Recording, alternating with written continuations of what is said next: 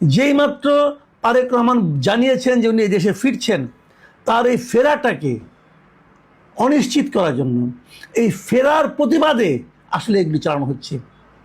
এগুলি চালিয়ে তারা তারেক রহমানকে বোঝাতে যাচ্ছে দেশের অবস্থা খারাপ, তুমি এসো না। গত রাতে আমরা দেখেছি শরীফ ওসমান হাদি, ওনার যে মৃত্যুর সংবাদটা, এটা আমাদের দেশে এসেছে এবং এটা নিয়ে নানা কিছু হয়েছে। প্রধান উপদেষ্টা নিজে শরীফ ওসমান হাদির মৃত্যুর সংবাদ জাতির উদ্দেশ্যে জানিয়েছেন এবং তার পরপরে আমরা দেখেছি সারা দেশে একটা তুলকালাম কাণ্ড ঘটে গেছে। এটা আসলে কেন হলো, কিভাবে হলো? এটা কি স্বতঃস্ফূর্তভাবে হয়েছে নাকি এটা পরিকল্পিতভাবে হয়েছে? কি কি হয়েছে আমি যদি সেটা দেখার চেষ্টা করি, সব মনে নেই, আমি কয়েকটা লিখেছি জাস্ট আপনাদেরকে একটু শেয়ার করার জন্য। শরীফ ওসমান হাদির মৃত্যুর সংবাদের পর যে ঘটনাগুলো সারা দেশে ঘটেছে, খুলনা ও চট্টগ্রামে ভারতের হাই কমিশনের কার্যালয়ে বাসভবনে হামলা হয়েছে। প্রথম আলো ও ডেইলি স্টারের ঢাকার প্রধান কার্যালয়ে ভাঙচুর এবং অগ্নিসংযোগ হয়েছে। ধানমন্ডি ৩২ নম্বরে আবারও অগ্নিসংযোগ ও ভাঙচুর হয়েছে। ছায়ানটের কার্যালয়ে ভাঙচুর এবং অগ্নিসংযোগ হয়েছে। ইন্দিরা গান্ধী কালচারাল সেন্টার ভাঙচুর এবং অগ্নিসংযোগ হয়েছে। উত্তরাতে ৩২টি দোকান ভাঙচুর ও আওয়ামী লীগের নেতার বাড়িতে অগ্নিসংযোগ হয়েছে। রাজশাহীতে ডেইলি স্টার প্রথম আলোর কার্যালয়ে ভাঙচুর হয়েছে। ধর্ম অবমাননার অভিযোগে নিয়ে ময়মনসিংহে ভালুকার দিকে এক হিন্দু যুবককে গাছে ঝুলিয়ে পিটিয়ে হত্যা করে লাশে আগুন দিয়ে দেওয়া হয়েছে। চট্টগ্রামের প্রয়াত মহিউদ্দিন চৌধুরীর বাসায় আবারও অগ্নিসংযোগ ও ভাঙচুর হয়েছে। সাবেক মন্ত্রী বীর বাহাদুরের বাড়িতে অগ্নিসংযোগ হয়েছে। নিউ এজের সম্পাদক নুরুল কবিরের উপর হামলা হয়েছে। আমি যে একটা ঘটনা বললাম, এর বাইরেও অনেক কিছু হয়েছে, সবগুলো আমি পাইনি। আমি যে কটা মোটামুটি নেওয়ার পর আমি নিজেই টায়ার্ড হয়ে গেছি। আমার প্রশ্ন, শরীফ ওসমান হাদির মৃত্যু, মর্মান্তিক মৃত্যু, তার পর আমাদের জাতির জন্য, আমাদের দেশের জন্য, যারা তাকে ভালোবাসেন তাদের জন্য সবচেয়ে গুরুত্বপূর্ণ কাজ কোনটি ছিল? সবচেয়ে গুরুত্বপূর্ণ কাজ হলো তার হত্যাকারীকে আইডেন্টিফাই করা, হত্যাকারীকে ধরা, শাস্তির মুখে আনা এবং জানা যে হত্যার পেছনে আসলে কে ছিল। সেটা করার দায়িত্ব কার? সরকারের। সরকার সেই দায়িত্ব পালন করতে পেরেছে? যদি না পেরে থাকে তাহলে আপনি সরকারকে বলেন। আরেকটা করণীয় কাজ কি ছিল? তারা আত্মার মাগফিরাত কামনা করে আল্লাহর কাছে দোয়া করা উচিত ছিল। আপনারা তার কোনোটাই করেননি।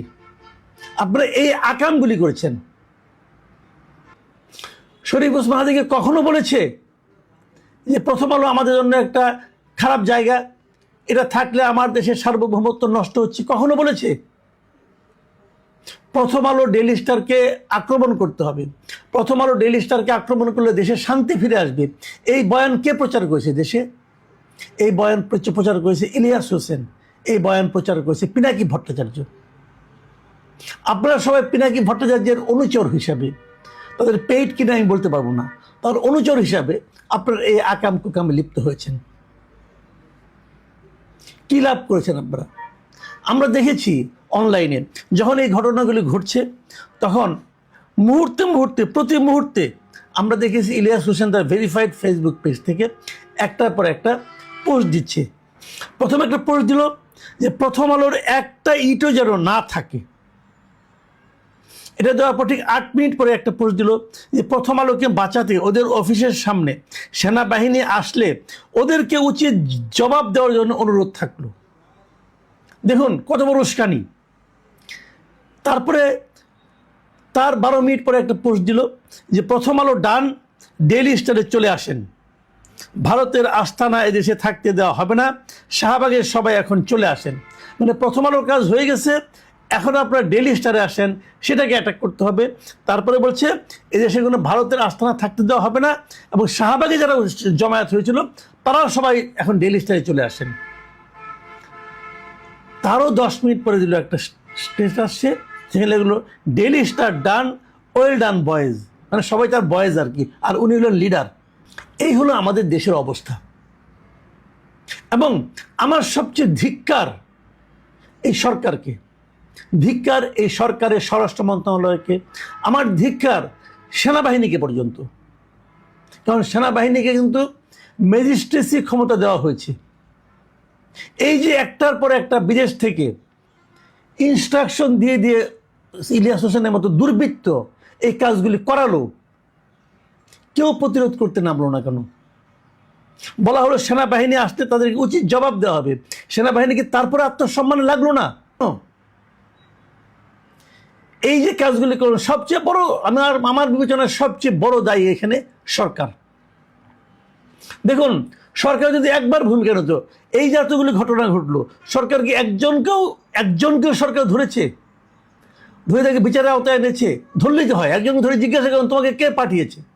আপনি ধরেন, কাউকে ধরেছেন, তার মানে সরকারের কাছে প্রথম আলোকে আগুন দেওয়া, ডেইলি স্টারে আগুন দেওয়া এগুলি কোনো অপরাধ নয়।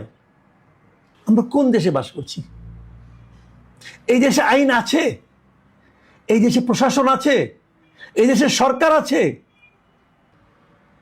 এই দেশটা কিভাবে চলছে? কে চালাচ্ছে? কেন এইভাবে চালাচ্ছে?